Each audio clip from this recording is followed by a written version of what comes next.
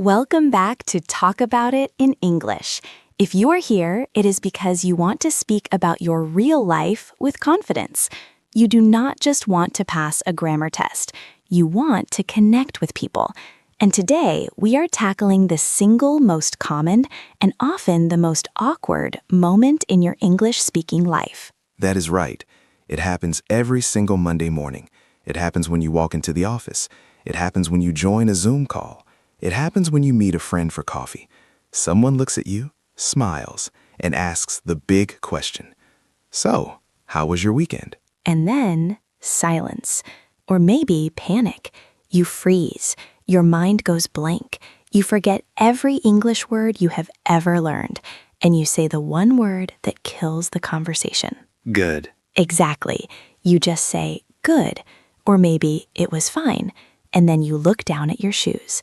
The other person nods, says nice, and the conversation dies right there. It feels terrible, doesn't it?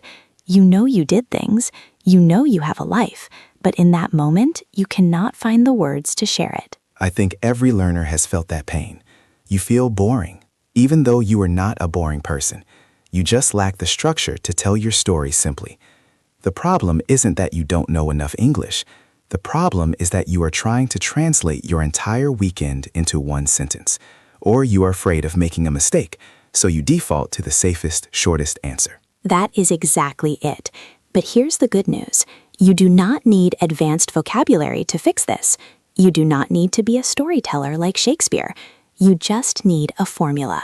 Today, we are going to teach you a simple 3-step system to answer "How was your weekend?" in a way that sounds natural, friendly, and open. By the end of this episode, you will never have to answer with just good ever again. We are going to break this down into 3 parts. First, we'll look at the highlight rule, which stops you from rambling. Second, we'll give you the power verbs you need to replace the boring word went. And third, we'll show you how to add the feeling, which is the secret ingredient that keeps the conversation going. Before we jump into the first step, if you are new here and you want to start speaking better English every single week, make sure you hit that subscribe button. We release new topics to help you navigate your daily life, and you don't want to miss the next one. All right, let's talk about the first mistake people make. It is what I call the chronological trap. Oh, I see this all the time. The chronological trap is when you think you have to list every single thing you did from Friday evening to Sunday night. It usually sounds something like this. Friday, I finished work, then I went home, then I cooked dinner, then I watched TV. Then Saturday, I woke up, I brushed my teeth, I ate toast, then I went to the store. Stop, please stop. I am already asleep. That's the problem. When you list everything, you emphasize nothing. It's boring for the listener, and it's exhausting for you because you're trying to remember so many verbs. Native speakers do not talk like that. When someone asks, "How was your weekend?" they don't want a police report. They want a headline. A headline. I like that. So this brings us to step 1 of our formula, the one highlight. Exactly. Step 1 is the one highlight. To sound natural, you must pick just one main event or theme from your weekend. It doesn't have to be huge. You don't need to have climbed Mount Everest or won the lottery. It just needs to be the one thing that stands out. Maybe you went to the park. Maybe you saw a movie. Maybe you just slept a lot. So instead of the long list, you just choose the biggest piece. For example, if I cleaned my house, went grocery shopping, and watched a movie, I should just pick the movie? Yes, or the cleaning, whatever you feel like talking about. The point is to focus your energy on one sentence. This lowers your stress immediately. You don't have to translate 48 hours of activity. You just have to build one good sentence. Okay, so I pick one thing. Let's say my highlight was going to a new restaurant. What do I do next? Do I just say, I went to a restaurant? You could, but that brings us to step 2. Step 2 is the action verb. The mistake most students make is they use the verb went for everything. I went to the park. I went to the shops. I went to a restaurant. It's correct grammar, but it's a little bit flat. It doesn't paint a picture. That is a great point. Went is a utility word. It gets the job done, but it has no flavor. If we want to sound natural, we need slightly more specific verbs. Let's look at some better options for common weekend activities. What if I met up with my friends? Instead of saying I went to see my friends, native speakers often use the phrasal verb catch up with. I caught up with some friends. I caught up with some friends. That is really common. Can you explain what catch up implies? Sure. To catch up implies that you haven't seen them for a little while, and you spent time talking, sharing news, and updating each other on your lives. It sounds much warmer than just, I met my friends. It sounds social. I love that. I caught up with some friends. Okay, what if I did something like trying a new cafe or seeing a new movie? Then you can use the phrasal verb check out. To check out means to visit something new, to see what it is like. So instead of I went to the new cafe, you say I checked out that new cafe downtown. I checked out. It sounds cool. It sounds casual. I checked out the new market. I checked out that new action movie. Exactly. Now, what if you had a busy weekend? Maybe you had a lot of boring things to do, like laundry, cleaning, or fixing your car. That is a common one. Usually people just say, I did housework. Which is fine, but if you want to sound accomplished, you can use the phrase managed to. For example, I finally managed to clean the whole apartment, or I managed to do all my laundry. Managed to implies that it was difficult or you were procrastinating, but you succeeded. It gives a sense of victory. That is a very useful nuance. I managed to sort out my taxes. I managed to fix the leak in the bathroom. It makes a boring weekend sound productive. And finally, what if you did absolutely nothing? This is the one students are most afraid of. They think saying I did nothing sounds lazy or bad. Right. They feel guilty. They think they need to impress the other person. But honestly, sometimes doing nothing is the best kind of weekend. It is. So own it. Instead of saying I didn't do anything, use a verb like relaxed, took it easy, or chilled out. I just took it easy at home, or I just chilled out on the sofa. These verbs turn doing nothing into an activity. You were not being lazy. You were recovering. You were resting. I took it easy. I chilled out. Those are great. So we have our highlight and we have a strong action verb. But if I just say, I caught up with friends, is that enough? It is better than good, but it is still a little bit short. It is a statement of fact. It doesn't invite the other person into the conversation. That is why we need step 3, the feeling.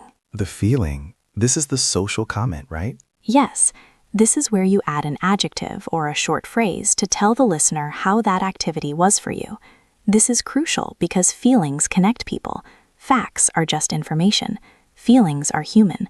You need to add a small tale to your sentence that describes the experience. So instead of just, I caught up with friends, I might add, what? You could say it was really fun, or it was great to see them, or even it was a bit loud but nice. I see. You are adding your opinion. Let's try it with the other examples. If I checked out a new restaurant, I could say, the food was amazing, or it was actually a bit disappointing. Exactly. And if you had the lazy weekend where you took it easy, you can say, it was exactly what I needed. That is a wonderful phrase to learn. It was exactly what I needed. It tells the listener that you were tired and the rest made you feel better. So the formula is one highlight plus strong verb plus the feeling. That is it. Highlight, verb, feeling. It is 3 pieces of information, usually packed into 2 or 3 short sentences. It is structured, it is clear, and it gives the other person so many hooks to ask a follow-up question. If you say, the food was amazing, they can ask, what did you eat? If you say, it was exactly what I needed, they can say, oh, was it a tough week? You are building a bridge for conversation. This makes so much sense. It takes the pressure off trying to be interesting and puts the focus on just being clear. Shall we practice this? I think we should build some real-life scenarios so our listeners can hear how this flows naturally. Let's do it. We are going to role-play 3 distinct types of weekends: the lazy weekend, the social weekend, and the busy weekend. For each one, I want you listening at home to pay attention to the formula. I will play the person asking, and speaker 2 will give the answer using the formula. Then we will break it down and let you shadow the phrases. Sounds good. Let's start with the lazy weekend. This is for when you stayed in your pajamas, watched Netflix, and ordered pizza. Okay. Hey, how was your weekend? It was very relaxing, thanks. I just took it easy at home and watched a series. It was exactly what I needed. Perfect. Did you hear that? It was short, but it sounded confident. Let's break it down. What was the highlight? Staying home.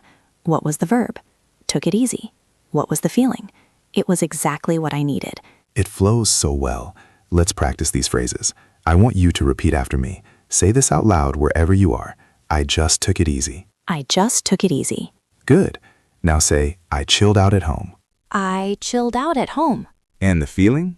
It was exactly what I needed. It was exactly what I needed. Now put it all together. I just took it easy. It was exactly what I needed. Excellent. If you say that on Monday morning, no one will think you are boring. They will probably be jealous. Everyone loves a relaxing weekend. Absolutely. Okay, let's move to scenario 2, the social weekend. This is for when you actually went out. Maybe you saw people or went to an event. Okay, ask me this time. So, how was your weekend? It was great, thanks. I caught up with some old friends from college.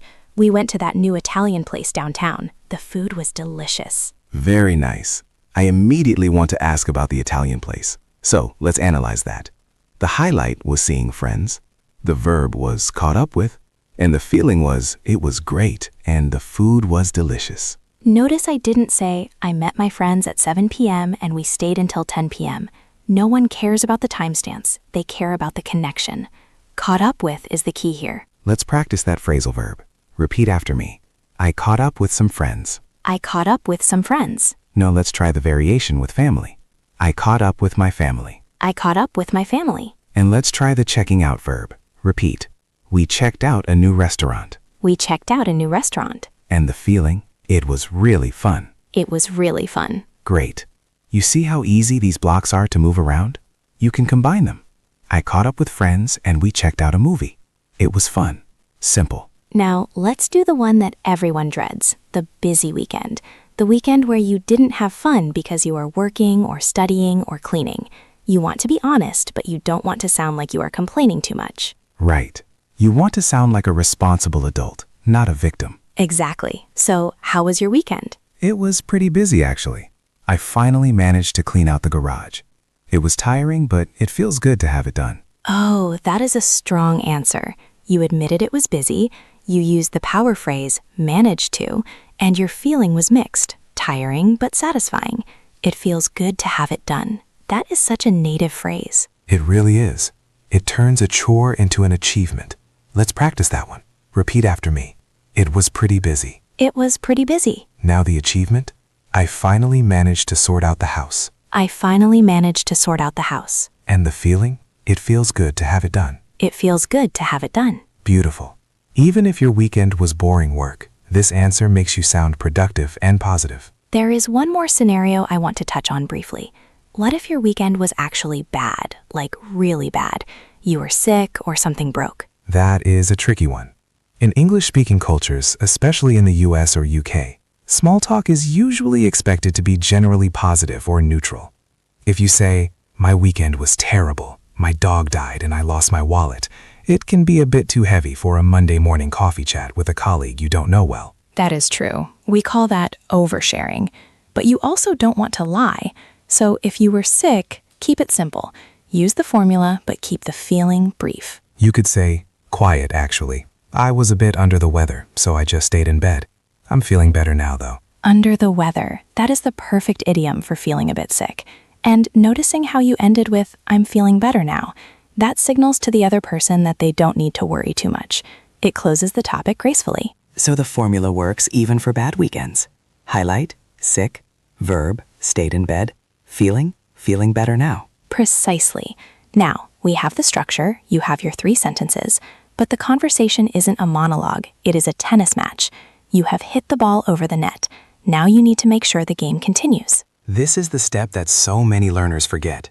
They deliver their perfect sentence, and then they stare at the other person in silence.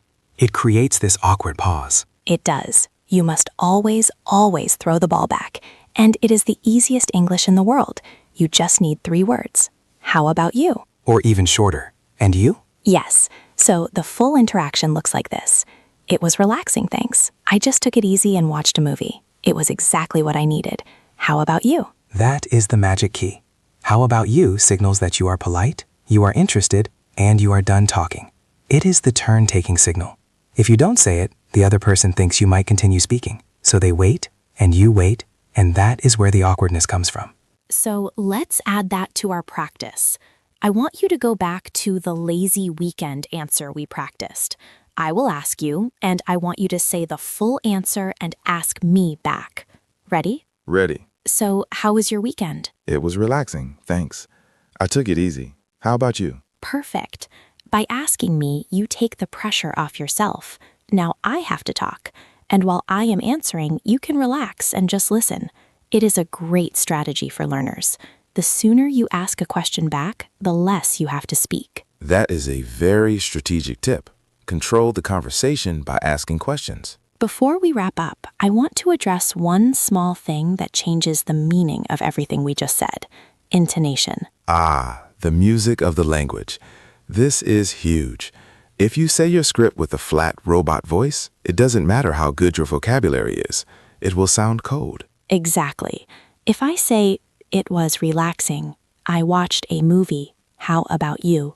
I sound like I hate you. You sound like you want me to go away immediately. But if I use the step down intonation on the statements and the step up intonation on the question, it changes everything. Listen to the difference. It was relaxing. See how my voice goes up and down? It was great. You have to put a little bit of energy into the adjectives. When you say relaxing, stretch it out a little. When you say great, punch it a little. It was great. Okay, maybe not that much, but you know what I mean. Smile while you say it. People can hear a smile. They really can. So let's review our master formula for the Monday morning question. Step 1, don't give a chronological list. Pick one highlight. Step 2, avoid the boring verb went. Use caught up with, checked out, managed to, or to get easy. Step 3, add the feeling.